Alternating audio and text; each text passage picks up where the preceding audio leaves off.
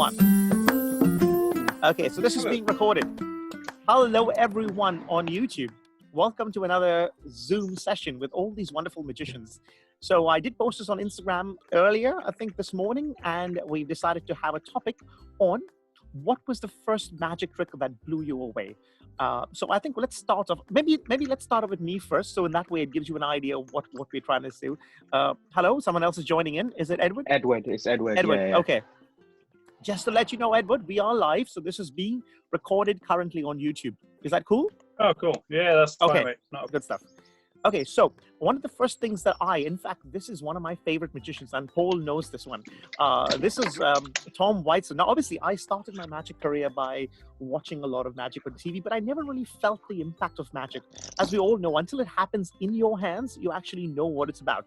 So I joined the magic circle. I've done magic for 2 years. I never really felt that. I've seen magicians from afar.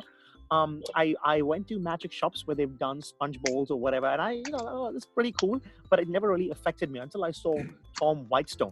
I don't really have a name for this effect, but I think if you ever get a chance to come to the magic circle, there's a magician called Tom Whiteson, who is my favorite magician, and I made a YouTube video interviewing him. In fact, he's on about 3 videos on my channel, and he showed me this effect. And believe it or not, it's a card trick. Now, as you know me, I don't even perform a lot of card magic. And when he showed me this thing, it happened to be something with my name. I don't want to spoil the effect for you, but this thing, I know Paul knows this one. When I saw this one, my jaw actually dropped to the floor. I was so amazed by what I saw. Obviously, I worked it out later, but I think what even inspired me it's basically one of these things. I think there's an old story of, I think, a magician. I'm not sure. Correct me if I'm wrong, but I think it was DeWyer or someone or Slidini who had a coin palmed in their hand the whole time until you ask them, show me a trick, and then he'll produce a coin or something like that. That sounds like Slidini. Probably Slidini. I'm not too sure, but I heard that and I was like, wow, this is amazing, because this is what magic's all about. Taking all that time and effort to go behind.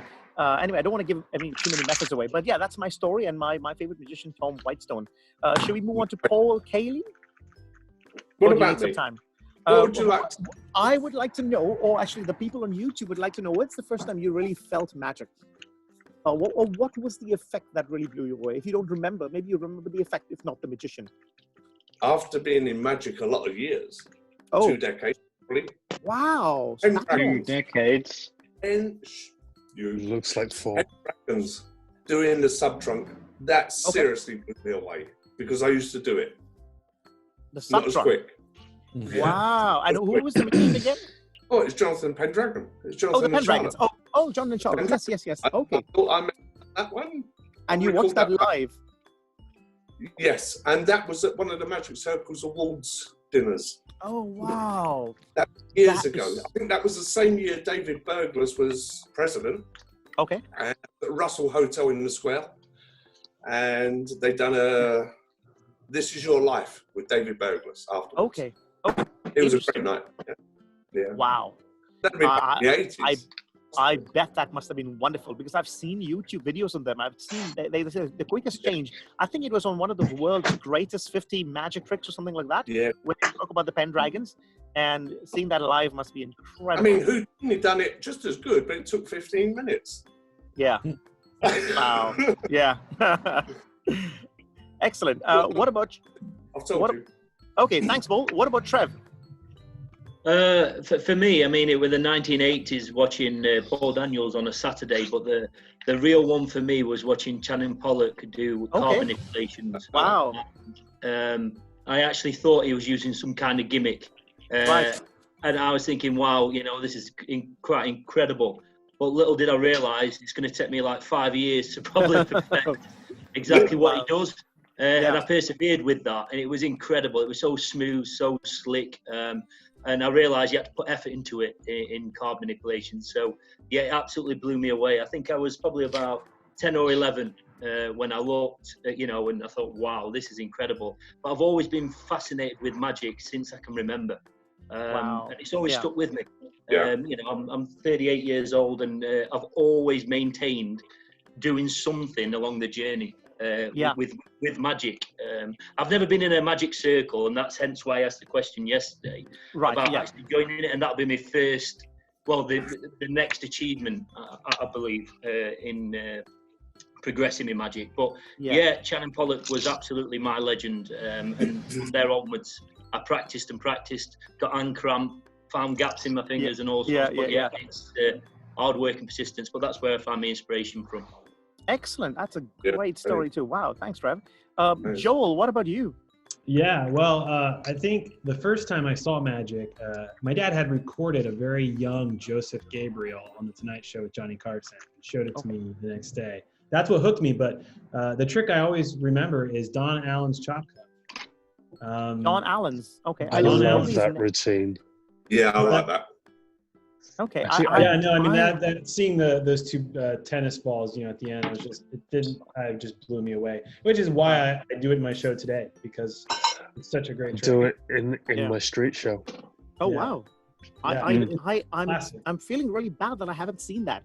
What is would you be able to send me a video link if there is? You have not seen Don Allen's chop cut? No, I don't think. All right, I will send it to you. Yeah, send me that YouTube Brendan, link, that because is I would your like homework. to. On its way. Right, that is my homework, and do you know what? That's why I love about these sessions, is because we can go back and watch things where other people enjoy. So so good. And I think watching a televised routine where I got goosebumps. Sorry to break the chain here, but I do want to mention Shin Lim's Dream Act. When I saw Shin Lim's Dream Act with the music, that really touched me. But that wasn't, obviously I watched it live. I had tears rolling down my cheeks when I watched it because I think one of the most powerful things about that was the music. I love Hans Zimmer, and I use that kind of music in my act too. When I saw that was incredible. So thanks, Joel. That's my homework. Hello, Mitch. Just to let you know, Mitch, we are filming this for YouTube. Are you okay with that? Yeah, sure. Okay, cool. Good stuff. Okay, wait, so let's move. Wait, just to clarify, I'm also drinking. Is that okay? I think that should be fine. As long as you don't reveal any tricks. But then again, I can always edit things out, because I'm going to watch this again on my computer and try and edit things out. Also, to let you know, we are talking about the first magic trick that really hooked you into magic, or the first time you really experienced real magic. So that's the discussion today. I know what it is. I know exactly what it is. So let's move on to Kaito next. Kaito, would you like to share your story? Yeah, sure. I think my first experience about magic is when my dad, he showed me a very, very bad at that time. But I mean, like at that time, to me, like it's like real magic. And but then after that, like for about 10 years, like because like I always know about like card and coin magic. Yeah. So after 10 years, like I don't really feel like a lot of like new effect that really surprised me. Yeah. But then like until the past 3 years, and when the Rubik's Cube magic is getting popular, and it starts like I saw like my magician can hold a cube and then he just wave. Yeah. And then it is so. That's fantastic. Me, like, it's real magic. Yeah. Oh, that's great. And is that what you do now? A lot of Rubik's Cube magic? Or what's your thing at the moment? What are you doing? So at the moment, I try to think like what I can do with the Rubik's Cube, because like it have a lot of potential. So like for example, like this one is one of my favorites. So you can show the cube, and let me see. Where's that? So wow. Okay. That's amazing. Yeah, that's what I'm working on. Yeah. Wow, and you create your own magic too. We can do another discussion next time about creating magic and how do you create stuff. Sure, so I think what we're going to do is we're going to try and have that would be great. Maybe many times a week. Not every day, but I think many times a week we can have a discussion about different subjects in magic, and I think that'll be quite interesting.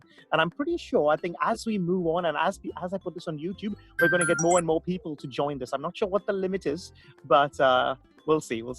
Excellent. That's a great insight. Just to let you know, it's something so simple like a DL could really blow people away. So we have to really remember. Well, I mean, I don't want to be giving methods, but I'll be bleeping things out if I think. But I'm sure most magicians will watch this. But then again, it's still YouTube, so it's out there. Excellent. Thank you, Kaito. Jeremy, it's your turn. No worries. Ooh, well, I would have to say seeing Darren Brown's early Trick of the Mind show. Which year was that? 2009 or 2004, I think. Oh wow, that old, wow. Yeah, it was like one of his first episodes, and he did a trick for Stephen Fry where he said, I know what you're talking about with the cigarette. Yeah. And that the first part where he thinks like he mind reads him first, and then it's just this complete kind of It didn't seem like traditional magic. It seemed a lot different, and that sort of hooked me into more sort of that was what grabbed my interest, and then it led on to being obsessed with people like Don Allen and Doc Heason. Right. Okay. That's interesting because sorry. Yeah, go ahead. Everyone seen that trick that Jeremy's just said? Yeah. I've seen it. Yeah. Yeah, I've seen it. Yeah. Yeah. It's just no. Sorry, go on. Sorry, who was saying? Go ahead. No, what I want. Because all he done was spread the cards out and said just one. Think of a card. But I think I was just going to say, things like this when you're watching on TV, the question to you, Jeremy, didn't you ever think, oh, maybe this is a setup, or because when you're doing it to you personally, it's different. But when you watch mentalism on TV, I don't know how strong that is. Maybe that's just me thinking too much. I don't know. What do you think about that? Well, I think at the time I was probably their target audience because I'm a massive Stephen Fry fan, and having this amazing magician and one of my heroes just talking was like, this is really cool. So I think at the time I was like, I don't care. It didn't enter my mind. I think if I were to reflect on my thinking after my initial experience was, I think that it wasn't a setup because, when you can tell someone's having an acted reaction and they're like a spontaneous, like, oh my God. And if you see the video, I've seen it. You see him erupt into just this kind of thing, and that was kind of like, okay, there must be something to it. Pre-show work didn't enter my mind, and it was kind of like, okay, it must be some sort of psychological force or something mental in that way. And that's when I thought, okay, I have to look into those kinds of skills. And then many years later, a piece of information reflected on how it was done, and that branched off on a new way of how you could do things. So sort of the more curious I got, the more breadth of possibilities of what I could learn and what you could do with magic. That's excellent. Okay, so that I agree with that point. Yeah, true. Excellent. Thanks, Jeremy. Edward, let's move on to you. Okay. I actually only started learning magic in 2018, but a friend of mine put me on to got me interested. Magic Marine. I was on the UK Special Forces, and I got an injury, and the medic that was actually looking after me, we went to the pub actually. We were in the pub for 2 hours, just having beers, talking military stuff. And after the conversation run dry, I asked him, do you play poker? He says, no, but I do this with cards. And he literally just waved his hand over his other hand and produced a deck of cards. Right. And he went into a little routine that just blew me away. I actually, it was odd because it wasn't that point that I started getting into magic, but that was the point that it actually, like you were asking earlier, like that's the point that it actually spoke to me, if you like. There was no explanation for it. I didn't know how he did it. I actually didn't even want to pursue magic after seeing it. It was just a moment that, stuck with me. And then 2 years later, after I came off selection a second time, a family friend dragged me along to a local magic club, and we started learning from there. But initially, I dragged my feet before going to a magic club because I had all sorts of preconceptions about what magic was, and it wasn't ever. It was never on my radar to become a magician. Right. Until the bug bit me. Yeah, and once it bites Why did I get bit? Yeah. No, but I must say, in 2 years, you've done really well for yourself. So congratulations for that. Absolutely. Yeah. Thank you. Excellent. Mitch is next. Where are you at the moment? Are you in Dubai? So can you all hear me? Yeah, we can all hear you. Yeah. Sure. Loud and clear. I'm currently living in Dubai, and I have been since pretty much the beginning of 2018. Yep. And so that's where I'm at now. So the whole coronavirus thing, we ended up like going on like a little curfew. So sat at home, learning magic tricks. And as for like you said, the question was like, what was the first magic trick that ended up like gripping you or something like that? Yeah, it was the first time you experienced real magic, as in the first time you saw something that you said, "Wow, that's real magic." I have two, but they're very back to back, very soon after each other. And the first one was, so to preface this, never had an interest in magic, didn't quite like it, always loved card cheating, right? The idea that you can shuffle in a certain way and you can do certain things, we all know it.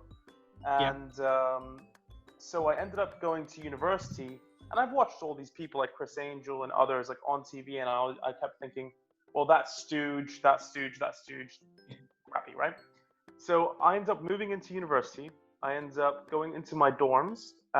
No one was there. It was completely empty. Aside from me moving in, everything else was dead. It looked like an apocalypse. So I managed to find another bunch of first years, get with them, and we ended up going to the local club. And while we were in the club, there was a magician going up and down the queue, entertaining people, right? Okay. Just up and down, quick close-up magic with cards, that sort of thing, right? And so eventually comes down to our group, me and my friends, ends up asking me to pick a card, and I did, and does what I now know as the ambitious card routine. And it was lovely. Like I was really, really blown away. And it was not an amazing ambitious card routine. He didn't do anything particularly spectacular. It just got me. But the finale, the thing that like really got me was he showed me his lighter, and the lighter was a completely normal lighter, except for the fact that it had a piece of sticky paper on it, and it was blank. And then he shook the lighter, and as he shook the lighter, 3 of clubs came up on the lighter. Good. Wow. That's good. So do we know this magician's name? His name is Chris Reeves. Okay. And then he shook the lighter again, and the card disappeared off the lighter. I was done. I was gone. So here's sometimes it's the easiest thing. Yeah. Here's where the real magic trick happened, right? So I have my night out. I go out with my friends. We get home drunk, and I wake up in my apartment, my room, completely. I'm in this massive Pikachu onesie. Like, 19-year-old me was not a good person. So I open my door, and the hallway is empty, except for one door that's open opposite me. And I never met this person in a while. So what do? You knock on the door and you say, hello, my name's Mitch, who are you, whatever. Comes this man in his own little bathrobe, looking quite a lot like Paul, actually, and walks in with a cigarette on his face. And I'm going to give you 3 guesses who that person was. Chris Reeves. It was Chris Reeves. Yeah. I had a similar experience. Wow. That hooked you onto magic. Yeah, someone else. Oh, well, actually, no. Let's move on to... What ended up happening was I kept asking him, please teach me magic. No. Teach me magic. No. And he would not even teach me the simplest things, like a DL, not a chance. But he turned around to me and said, if you're really that persistent, buy a deck of cards from Amazon and a book called The Royal Road to Card Magic. And I did. and I nearly failed my university exam. Yeah. Imagine, yeah, wow. That's amazing. That's a total hook. Yeah, I think. Have you finished the book yet, or you still go back and refer a few things from there? I finished it. I don't ever really. The only thing I really took from it was there was a triumph in there that I really loved, and the only reason I moved on from that triumph was I found a different. I love triumph, by the way, but I found a different triumph routine that really struck a chord with me theatrically. So, and what I mean by theatrically, I mean like we all know that Magic has certain moves that you have to do and certain compromises in certain places to achieve the effect, right? Yeah. So what I try and do is I don't think about, oh, I don't want to do the move. I don't want to carry around the prop. My theory is, does it match my understanding, my theoretical view of what Magic would look like? So let's assume for the moment, each one of us is thinking of a very common trick, a color change, right? Of any kind. It doesn't matter. A color change, deck change, whatever. Color change. Each one of us is probably thinking of a different, ideal, perfect, beautiful way it could be done. Right? And from that, my theory is, well, if you can engineer your method to look as close to that as possible, then you've got it made. Right. So you like the you want to be clean. You want to be as clean as possible and eliminate all those. In my own head. Yeah. In my own head. In my head, I have a theory of how the trick should look according to me. Okay. And I try and get as close to that ideal as possible. So recently I've been reading Ozzy Wynn's book, and in there there's two triumphs, but there's one with a mobile phone. Yeah, it's with the photograph, and then yeah, and that to me was perfect. Like I looked at that, I saw it, I learned it, and I was like, that's as close as humanly possible as I can get to my own ideal of what a triumph effect should look like. Good. Excellent. I it just reminded me, because I think one of the subjects could be your favorite magic effect to perform, and also maybe we can talk about your favorite magician that you like to watch, or favorite effects, something like that. That could go on. Anyway, let's move on to Dawud before this thing gets cut off. What do you mean cut off? Does it cut off like after 50 minutes? It'll cut off after 40 minutes, but I don't want to keep this video for way too long. People on YouTube, I'm not going to get a lot of views on this, I'm sure, because no one's going to sit probably get a million long videos. No, but it doesn't matter. It's just for people who like listening to these conversations. And So go ahead, Dawud. It was probably obviously I'm quite young, so it's probably Dynamo that I saw walking on water, and I was like, how the hell is he doing that? Oh, no way! So the walking on water really got you as your favorite magic effect for all time. Wow. Okay. Interesting. No, it's a great effect. I love it. Yeah, because you have to realize I was quite young as well. Yeah. That is quite impossible walking on water. Yeah. No. Dynamo's inspired so many magicians. It's so good. He's done a great job. So honestly, he's wonderful. I hope he's okay. Oh, I know. I heard that because I follow him on Instagram. Yeah. He said he's got corona, and especially with his medical issues and stuff, his health issues, but then that could be pretty bad. That was obviously on TV, so I didn't really experience any magic live. But then, of course, I've experienced magic before this. But then when I saw, do you remember when we went to that magic convention, the Magic Roadshow? Yes, the Roadshow. Yeah. Do you know when Lysander made the table vanish? Yeah. Oh, I was like, how the hell did he do that?